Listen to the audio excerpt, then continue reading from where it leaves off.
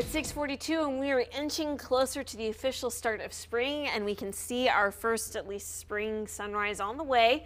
It's mostly clear and cold right now. Let me show you the upper flow pattern that's happening and also your surface winds. I've drawn there in blue coming from our west and northwest, still wrapping around those two low pressure centers, which will continue to spin up north and northeast of us today. Current temperatures are, well, cold enough to warrant you putting on that extra jacket or sweater layers that you need to stay warm this morning.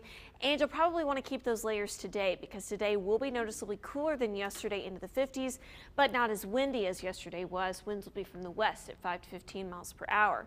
Heads up, today is the coldest start to our spring growing season in 20 years, according to the National Weather Service in Wakefield.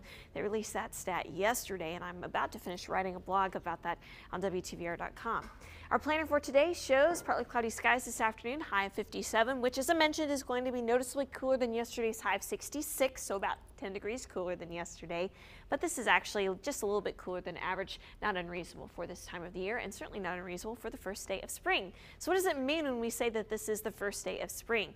Well, it's called the vernal equinox for a reason, because this is when the sun's most direct rays are right over the equator. As they have been hanging out over the southern hemisphere through our northern hemisphere winter, they will start shifting more a little bit north of that equator, and spring officially starts today at 7:02 a.m. And of course, this is all from our perspective here on Earth, where those most direct rays are located. Well, for tonight, cold into the upper 20s and the low 30s.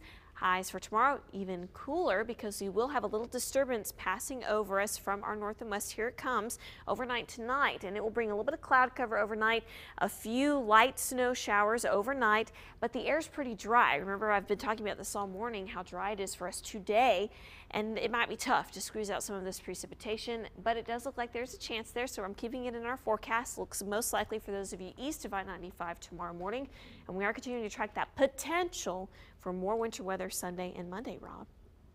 All right, thank you, Carrie. Looking